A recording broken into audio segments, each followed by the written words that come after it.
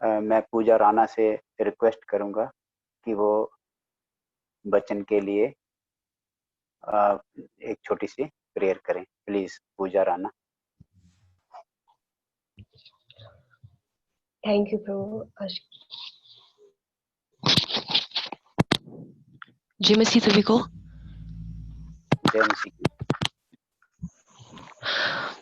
मैं प्रभु का धन्यवाद, थैंक यू प्रभु आज के दिन के लिए जो आपने दिया है, उसके लिए प्रभु आपका धन्यवाद करती हूँ। परमेश्वर जो आपने हमें संगत दी उसके लिए मैं धन्यवाद करती हूँ प्रभु। और काफी टाइम के बाद आपने जो मुझे मन दिया इस संगत में बैठने का, उसके लिए प्रभु मैं आपका धन्यवाद करती हूँ।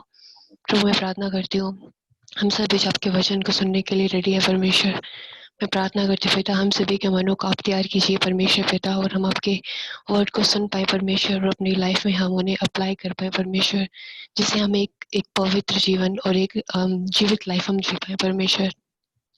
प्रभु मैं प्रार्थना करती हूँ अंकल के लिए पिता, कि अंकल की भी आप सहायता करें परमेश्वर। अंकल होली स्पिरिट के गवाही से परमेश्वर आपके वचन को शेयर कर पाए प्रभु, और हम सब सुन पाए परमेश्वर पिता। प्रभु हम सभी की सहायता करें, अंकल की आप मदद करें पिता, मसीह यीशु के नाम से इस प्रार्थना को मांगती हूँ, आमीन। आमीन। धन्यवाद पूजा जी। तो अब हम शुरू करेंगे। जैसे बहन नामिता ने अभी भजन संहिता 19 पढ़ा और उसमें परमेश्वर के वचन और कार्यों के बारे में और वचनों का पालन करने से हमें क्या प्रतिफल मिलता है, हमारे मुंह से परमेश्वर के वचन और हमारे कार्य से प्रभु की महिमा जो प्रभु को ग्रहण योग्य है होनी चाहिए।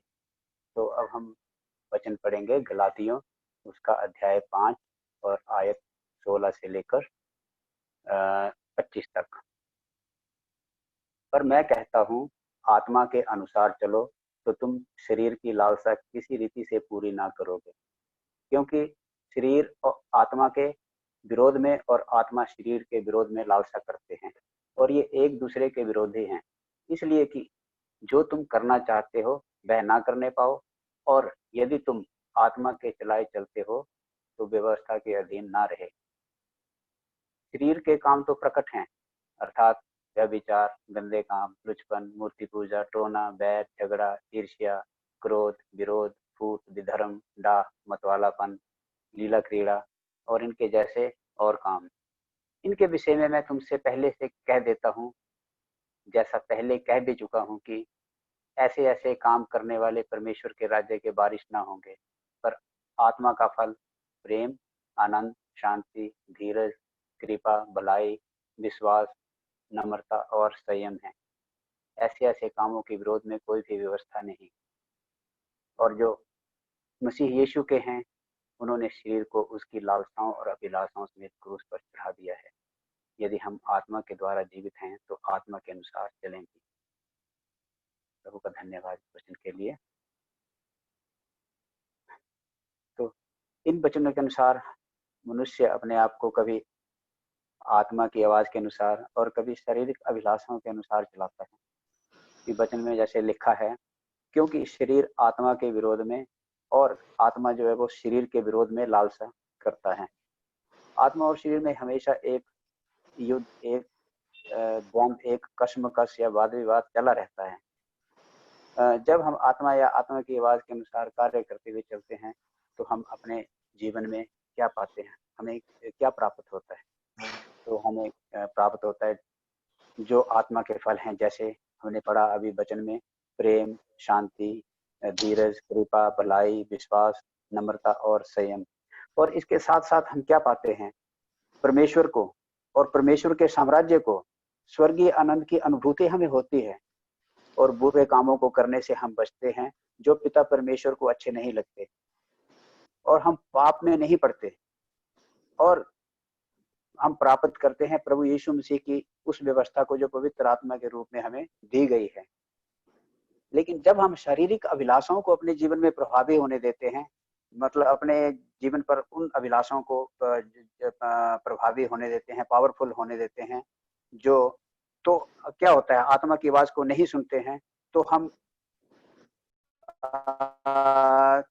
तो लोगों की देखा देखी में दूसरे लोग क्या कर रहे हैं तो हम भी क्यों ना वही कर लें, ऐसी हम सोचते हैं, लेकिन भीतर से आत्मा की आवाज आती है कि नहीं, ये मत करो, तुम्हारे लिए ये सब ठीक नहीं है, अपने को ऐसे कामों से, ऐसे कार्यों से बचा कर रखो। जब हम आत्मा की आवाज को नहीं सुनते हैं तो हम इन सभी आशीषों को जो पवित्र आत्मा के द्वारा परमेश्वर हमें देता है, हम परमेश्वर से हमें प्राप्त होती हैं, हम खो देते हैं और हम फंस जाते हैं किसमें?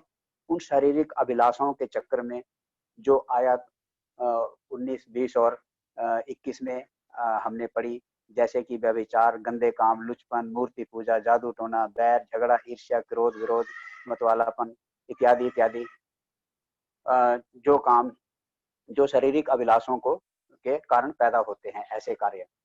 तो जब हम अपने जीवन को और उससे जुड़े कार्यों को देखते हैं और उनकी तुलना करते हैं और देखते हैं कि हमारा झुकाव किस तरफ को है, तो हम पाते हैं कि यदि हम पूर्ण विश्वास से, बिल्कुल सच्चे विश्वास से, मन से परमेश्वर के जीवित वचनों में निरंतर जुड़े हुए हैं, तब पवित्र आत्मा शारीरिक अभिलाषों को प्रबल नहीं होने देती, उनको जीतने नहीं देती। जो पवित्र आत्मा है वो उनके ऊपर अपना अधिकार रखती है। जो द्वंद आत्मा और शरीर में चल रहा होता है, ऐसी स्थिति में परमेश्वर के वचनों की निरंतरता, जब हम परमेश्वर के वचनों में लगातार बने रहते हैं, निरंतर बने रहते हैं, उसके कारण उस द्वंद में, उस आत्मा और शरीर के युद्ध में आत्मा हमेशा विजय रहता है, जब हम वचनों में निरंतर जुड़े रहते हैं। परमेश्वर के वचन जो है हमारी आत्मा को समर्थ और बल देते हैं।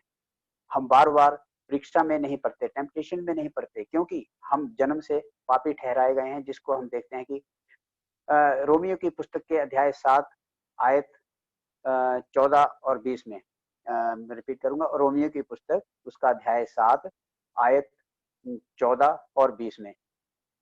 तो 14 में वचन इस प्रकार कहता है कि हम जानते हैं कि व्यवस्था तो आत्मिक है, परंतु मैं शारीरिक और पाप के हाथ बिका हुआ हूं।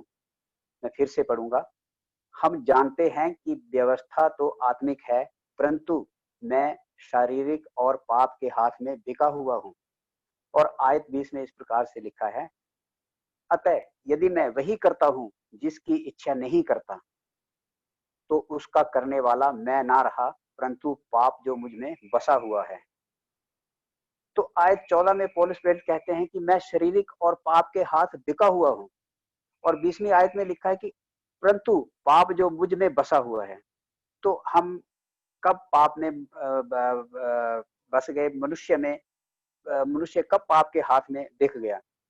इसके लिए हम उत्पत्ति की पुस्तक के तीसरे अध्याय को पढ़ेंगे, जिसमें आदम और हवा के विषय में लिखा है कि किस प्रकार से हवा शैतान के बहकावे में आई और हम जन्म से ही पापी ठहराए गए।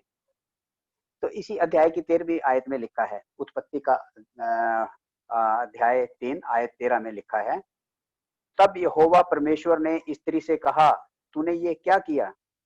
स्त्री ने कहा, सर्प ने मुझे बहका दिया, तब मैंने खाया। तो यहाँ पर हम देखते हैं कि वह फल जिसे खाने के लिए परमेश्वर ने उन्हें मना किया हुआ था, उस फल को हवा ने खुद भी खाया और आदम को भी खिलाया।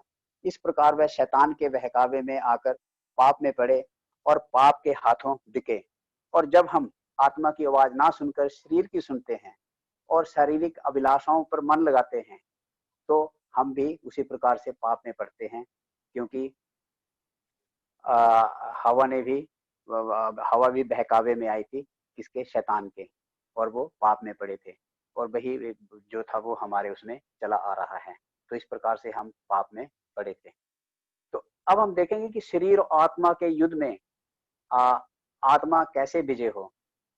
जो ये द्वंद आत्मा और शरीर में एक चला होता है, आत्मिक जो शक्ति है और हमारी शारीरिक अभिलाषाएं, उनमें एक कशमकश, एक द्वंद चला रहता है, उसमें जो आत्मा है वो कैसे विजयी हो।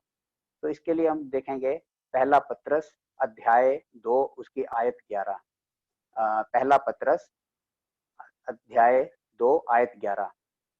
हे प्रियो, मैं तुमसे विनती करता हूँ, तुम अपने आप को परदेशी और यात्री जानकर उन सांसारिक अभिलाषाओं से जो आत्मा से युद्ध करती हैं बचे रहो। मैं एक बार फिर से पढ़ूंगा। हे प्रियो, मैं तुमसे विनती करता हूँ, तुम अपने आप को परदेसी और यात्री जानकर उन सांसारिक अभिलाषाओं से जो आत्मा से युद्ध करती हैं बचे रहो। प्रेरित पत्रस इस वचन द्वारा हमें बताते हैं कि हम सब इस संसार में अपने आप को परदेसी या यात्री समझें। ये संसार हमारे लिए एक धर्मशाला के समान है, मतलब एक कुछ समय के लिए जहां हम ठहरते हैं। जिस प्रकार एक व्यक्ति जब दूसरे स्थान या दूसरी जगह में घूमने फिरने या किसी काम के वजह से वो जाता है दूसरी जगह में, और वहां किसी होटल या धर्मशाला या किसी भी ठहरने के स्थान में ठहरता है अपने कार्य के लिए, तो उसको उस जगह से, उस होटल से या उस धर्मशाला के कमरे में से या उसमें जो सामान पड़ा हुआ है जिसको वो प्रयोग कर रहा है, उससे कोई इतना लगाव नहीं होता, क्योंकि वह जानता है कि जितने समय के लिए उसने उसे बुक किया है, जितने दिनों तक उसने वहां रहना है, तभी तक उसको उसने इस्तेमाल वहां करना है, उसको प्रयोग करना है उस सामान को। अपना काम समाप्त होने के पश्चात उसे वह जगह छोड़नी ही है। जब वह इस स्थान को, और वह सोचता है कि जब वह इस स्थान को छोड़ेगा तब ये सब कुछ जो वो प्रयोग कर रहा है वहीं पर रह जाएगा। वह तो बस कुछ समय के लिए ही यहाँ पर रहेगा, यहाँ से उसको वापस जाना ही है। इसी प्रकार हम भी इस संसार में या परदेसी या यात्री समान ही हैं। हमारे लिए ये संसार एक होटल या धर्मशाला से ज्यादा कुछ भी नहीं है। हम यहाँ पर केवल उसी समय तक ठहरेंगे जितना परमेश्वर ने हमारे लिए समय निश्चित किया हुआ है। जब हम इस संसार को छोड़ेंगे तब ये सभी संसारिक वस्तुएं सब यही की यही रह जाएंगी। तो यहाँ पर हम देखेंगे कि केवल आत्मिक संदर्भ और संसारिक संदर्भ को ही मतलब हम नहीं लेंगे, लेकिन हम वस्तुओं को हम शारीरिक अभिलाषों या इच्छाओं से जोड़कर देखेंगे। हम तो ऐसा नहीं है कि हमें इस संसार में रहते हुए किसी भी वस्तु की जरूरत नहीं है, या हम मतलब किसी वस्तु को हम बिल्कुल इन चीजों के बिना रहें। जरूरत है, लेकिन किस लिए है, इन वस्तुओं का प्रयोग हम किस प्रकार से कर रहे हैं, ये देखने के लिए, अच्छे कामों के लिए या अनावश्यक या ऐसे ही बेकार कामों के लिए। जिस प्रकार आजकल अभी इसी समय हम एक स्मार्टफोन का उदाहरण लेते हैं जिसको हम अभी यूज कर रहे हैं, प्रयोग कर रहे हैं। इसका उपयोग अच्छे कामों के लिए भी हो सकता है जैसे अभी हम कर रहे हैं, और फिजूल की चीजों के देखने के लिए भी हो सकता है जिससे कि हमारे आत्मिक उन्नति में बाधा पड़ती है। तो ये हमारे नजरिए पे डिपेंड करता है, हमारी सोच पे, और उस पवित्र आत्मा के द्वारा कि हम प्रेरित हैं। अगर हम पवित्र आत्मा के द्वारा प्रेरित हैं तो हम सभी चीजों का उपयोग जो है, जो परमेश्वर ने हमें दी है, उनका हम सकारात्मक प्रयोग जो है वो कर सकते हैं। हम केवल उतनी ही वस्तुओं की जरूरत है जितनी, हमें ज्यादा वस्तुओं की जरूरत नहीं है, केवल उतनी ही वस्तुओं की जरूरत है जितनी हमारे लिए आवश्यक है। परमेश्वर हमारी जरूरतों को जानते हैं। हमें हमारी जरूरत की वस्तुएं जिन्हें परमेश्वर जानते हैं कि हमारे लिए आवश्यक हैं, हमें देते हैं, और जरूर वो देते हैं जब हम पूर्ण रूप से प्रभु के ऊपर विश्वास करते हैं और उनसे प्रेम रखते हैं। हमें केवल पिता परमेश्वर पर विश्वास करना है और उसी विश्वास में आत्मा के अनुसार कार्य करने हैं, ताकि हम उद्धार पा सकें, परमेश्वर के राज्य के वारिस हो सकें और आत्मा के अनुसार हम चलें। तो आगे हम देखेंगे रोमियो की पत्री, उसका अध्याय 13 और उसकी आयत 14 में वचन क्या कहता है। वचन यहाँ पर लिखता है, वरन प्रभु यीशु मसीह को पहन लो और शरीर की अभिलाषाओं को पूरा करने का उपाय ना करो। मैं इसको दोबारा से पढ़ूंगा, वरन प्रभु यीशु मसीह को पहन लो और शरीर की अभिलाषाओं को पूरा करने का उपाय ना करो। यदि हमें शरीर के अनुसार ना चलकर आत्मा के अनुसार चलना है, और आत्मा और शरीर के युद्ध में आत्मा को विजय बनाना है, जो हमारे भीतर से आत्मा की आवाज आती है वो ज्यादा पावरफुल हो, अगर उसको पावरफुल बनाना है, उसके अनुसार चलना है, और ये बाहरी और दुनियावी और ये संसारिक जो चीजें हैं या शैतानी की जो वो बुराइयों की जो शक्ति है उसको हमें हराना है, और आत्मा की आवाज को विजय बनाना है, तो हमें इस आयत के अनुसार अपने आप को यीशु मसीह को पहन लेना है। यीशु मसीह को पहन लेना अर्थात अपने आप को उसके प्रभु यीशु मसीह के अधीन करना है, उसके बस में कर देना है। और ये हम कैसे कर सकते हैं? ये हम कर सकते हैं, मैं एक उदाहरण के द्वारा आपको समझाऊंगा। हम समझेंगे उदाहरण के द्वारा कि जैसे आजकल पीपीई किट कोरोना के लिए बनाई गई है, कोरोना से बचने के लिए जब इस किट को शरीर के ऊपर पहन लिया जाता है, मैं क्षमा चाहता हूँ, मेरी आवाज आ रही है? हाँ जी, यस मनोज भाई आ रहा है। हाँ ठीक है। तो पीपी किट का उदाहरण दूंगा कि कोरोना से बचने के लिए जब पीपी किट को जो पहन लिया जाता है तो शरीर का कोई भी अंग जो है वो सीधे तौर पर बाहर की किसी भी चीज के संपर्क में नहीं रहता, संपर्क में और नहीं आता, ताकि कोरोना का वायरस जो है वो शरीर पर बाहर से स्पर्श ना कर पाए और शरीर उससे संक्रमित ना हो पाए और संक्रमण से मतलब जो पीपी किट को पहनने वाला वो बच पाए उस संक्रमण से। तो इसी प्रकार जब रोमी के अध्याय 13 आयत 14 में के अनुसार जैसे यीशु मसीह को अपने शरीर पर और उसकी शिक्षाओं को और उसके वचनों के द्वारा हम पहन लेते हैं, तब कोई भी शैतानी शक्ति हमें नुकसान नहीं पहुंचा सकती और हम शारीरिक अभिलाषाओं और बुराइयों से भी बचे रहते हैं।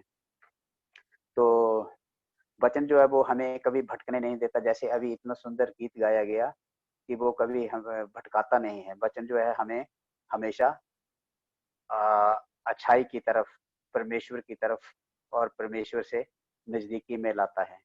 तो ये आज का मैसेज था परमेश्वर की ओर से। परमेश्वर का इस मैसेज के लिए, इस संदेश के लिए धन्यवाद। इसके पढ़े जाने के लिए, इसके बताए जाने के लिए और सुनने के जो जितने भी सुन रहे हैं सबको परमेश्वर की आशीष हो। आमीन।